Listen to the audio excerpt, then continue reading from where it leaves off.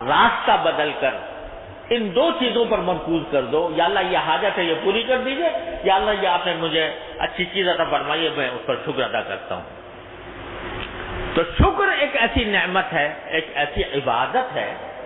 ہمارے حضرت والا فرمایا کرتے تھے، اللہ تعالیٰ ان کے درجات بلند فرمائے، فرماتے تھے کہ یہ شکر ایسی عبادت ہے کہ کسی کو پتہ بھی نہ چلے کہ کیا عبادت کر رہا ہے بندہ۔ اگر تم نفلیں پڑھ رہے ہو تو اس میں ریاکاری کا بھی احتمال ہے،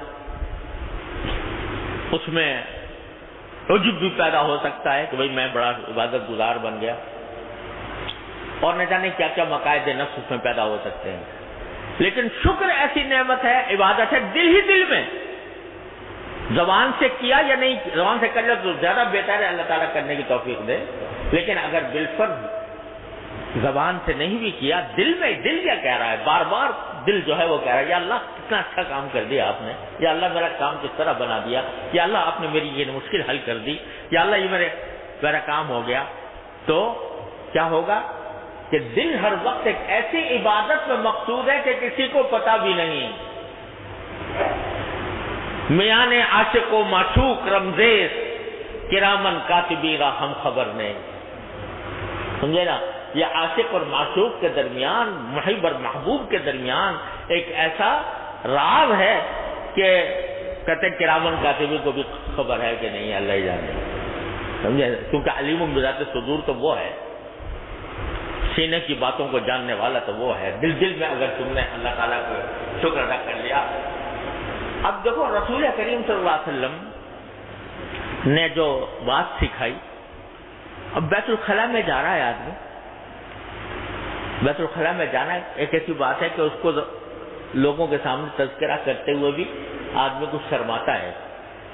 کہ بھئی بیت الخلاء میں جانا۔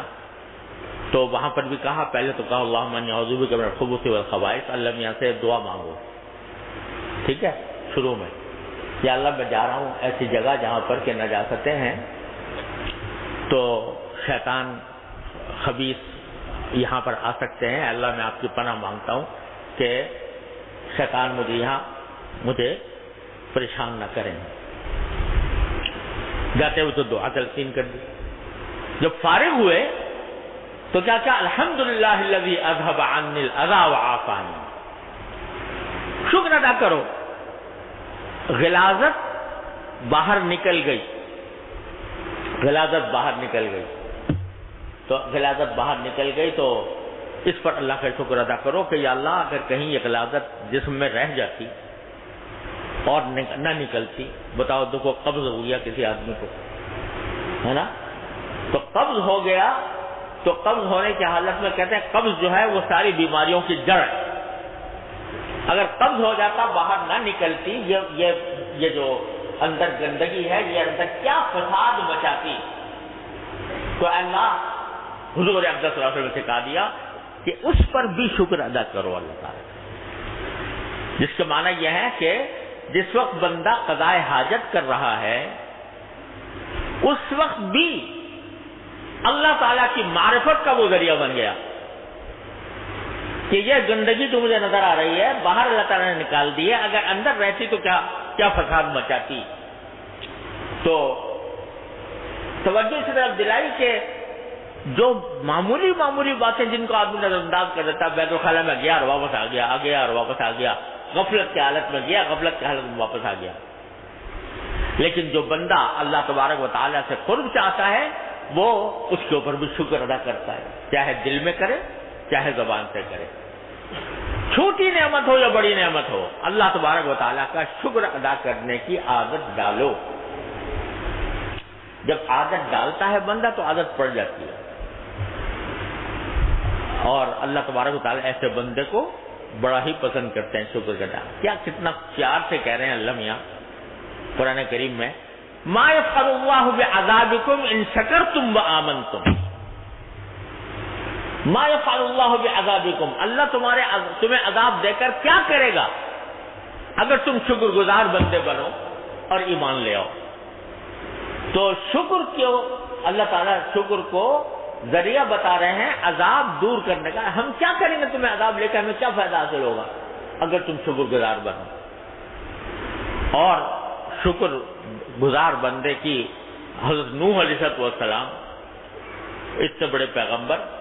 1000 سال تقریباً زندہ رہے اور ساری زندگی دین کا کام کیا، تبلیغ کی، دعوت دی، اور ان کی تعریف کیا کی قرآن میں؟ انہ کان عبدا شکورا، وہ ایسے بندے تھے جو شکر گزار تھے۔ تو شکر گزاری کا اللہ تبارک و تعالی اتنی قدر پہچانتے ہیں۔ کان اللہ شاکرا علیما، اللہ تبارک و تعالی خود قدر شکر کرنے والوں کی قدر کرتے ہیں۔ اور شکر کو اللہ تبارک و تعالی نے ایسی چیز بنایا ہے کہ یہ جتنا بندہ زیادہ شکر ادا کرے گا اللہ تعالیٰ کی نعمتوں کے اوپر، اتنا ہی شیطان کے حملے سے محفوظ رہے گا۔ کیونکہ دیکھو قرآن کریم میں اللہ تبارک و تعالیٰ نے بتایا کہ جب شیطان کو جنت سے نکالا گیا تو اس نے اللہ تعالیٰ سے کہا تھا کہ یا اللہ اس آدم کی وجہ سے مجھے جنت سے نکلنا پڑا ہے، تو اب میں اس آدم کی اولاد کے اوپر حملے کروں گا، دائیں سے آؤں گا، بائیں سے آؤں گا، آگے سے آؤں گا، پیچھے سے آؤں گا، چاروں طرف سے اس کے اوپر حملے کروں گا۔ حملہ کرنے کا کیا نتیجہ ہوگا؟ کہتا لا تجد اکثرہم شاکرین، اس کا نتیجہ یہ ہوگا میرے حملے کرنے کا کہ ان میں سے اکثر لوگ کو تم شکر گزار نہیں پاؤ گے۔ اے اللہ آپ شکر گزار نہیں ہو، یعنی میں ان کو شکر ادا کرنے سے غافل کر کے ناشکرا بنا دوں گا۔ یہ شیطان کا سب سے بڑا حملہ اور نتیجہ، حملوں کا نتیجہ یہ بتایا۔ اس لیے علماء کرام نے فرمایا کہ جو بندہ زیادہ سے زیادہ شکر ادا کرتا ہو انشاءاللہ وہ شیطان کے حملوں سے محفوظ رہے گا۔ جتنا اب دیکھو تکبر کیوں پیدا ہوتا ہے انسان کے دل میں؟ وہ اپنی بڑائی کا احساس اس کے دل میں ہوتا ہے، دوسروں کی حقارت کا احساس دل میں ہوتا ہے۔ لیکن اگر کوئی بندہ یہ کہے کہ یا اللہ جو بھی نعمت مجھے ملی ہے، اگر میرے پاس صحت کی نعمت ہے تو آپ کا شکر، اگر آپ نے مجھے علم دیا ہے تو آپ کا شکر، اگر آپ نے مجھے صحت دی ہے تو آپ کا شکر، ہر چیز پر اللہ تعالیٰ کا شکر ادا کر رہا ہے، تو شکر ادا کرنے کا معنی یہ کہ مجھے تو میں تو استحقاق نہیں رکھتا تھا اس کا، آپ نے اپنے فضل و کرم سے عطا فرمایا، لہذا تکبر کہاں سے آئے گا؟ شکر گزار بندے کے دل میں تکبر نہیں آ سکتا، کیونکہ شکر کے معنی یہ ہے کہ مجھے شکر اسی وقت ادا کیا جاتا ہے کہ جب کسی شخص نے کوئی ایسا کام کیا ہو جو احسان کر دیا ہمارے اوپر، تو شکر ادا کیا جاتا ہے۔ سمجھے نا؟ اگر کسی کا قرض، کسی کے ذمہ قرض واجب تھا ہمارا اور اس نے قرض ادا کر دیا، خیر کیا تو شکر یہ الگ بات ہے، لیکن شکر کی ضرورت اس لیے نہیں کہ اس کے ذمہ فرض تھا کہ وہ ادا کرتا، تو شکر نہیں، شکر تو اس کا ہے کہ اس نے قرض دیا تھا، لیکن جب اس نے واپس کیا تو واپس کرنا کوئی انعام نہیں، کوئی احسان نہیں ہے نا۔ لیکن اگر وہ جتنا دیا تھا اس سے کچھ زیادہ دے دے اپنی مرضی سے، پہلے سے شرط لگائے بغیر، قرض مانگا تھا 100 روپے اور طے ہوا تھا کہ 100 روپے واپس کریں گے، لیکن 100 کے بجائے اس نے 110 دے دیا اپنی مرضی سے، پہلے سے طے کیا، اب پہلے سے طے کر لیا رسول ہو گیا، لیکن بغیر پہلے سے طے کیے ہوئے وقت پر آپ نے زیادہ دے دیا۔ جیسے رسول کریم صلی اللہ علیہ وسلم کی عادت یہی تھی کہ جب کسی سے کوئی ادھار معاملہ کرتے تو کچھ زیادہ دے دیا کرتے تھے، تو اب اس کا شکر ہوا، بھیا بہت بہت شکریہ آپ نے زیادہ دے دیا۔ تو اللہ تبارک و تعالیٰ کا شکر ادا کرنے کا معنی یہ ہے، صحت پر شکر ادا کرنے کا معنی یہ ہے کہ یہ میرا کوئی قرضہ نہیں تھا آپ کے ذمہ کہ آپ مجھے صحت دیتے، لیکن آپ نے دی تو یہ آپ کا کرم ہے، میں آپ کا شکر ادا کرتا ہوں۔ تو جب یہ دل میں آ گیا کہ میرا استحقاق نہیں تھا، میرا کوئی قرضہ آپ کے ذمہ نہیں آتا تھا کہ آپ مجھے یہ دیتے، لیکن آپ نے اپنے فضل و کرم سے دے دیا، لہذا میں شکر ادا کرتا ہوں، تو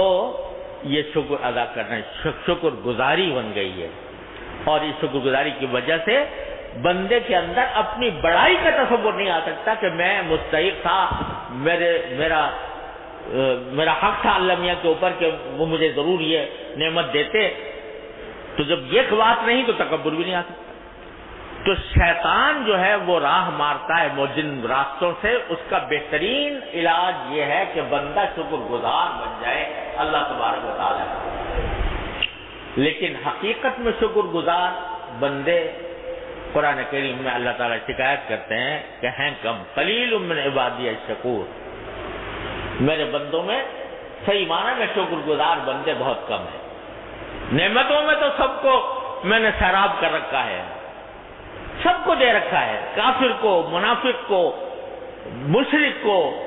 مسلم کو، غیر مسلم کو، سب کو رزق دے رہا ہوں، بری خان یغما سے دشمن سے دوست۔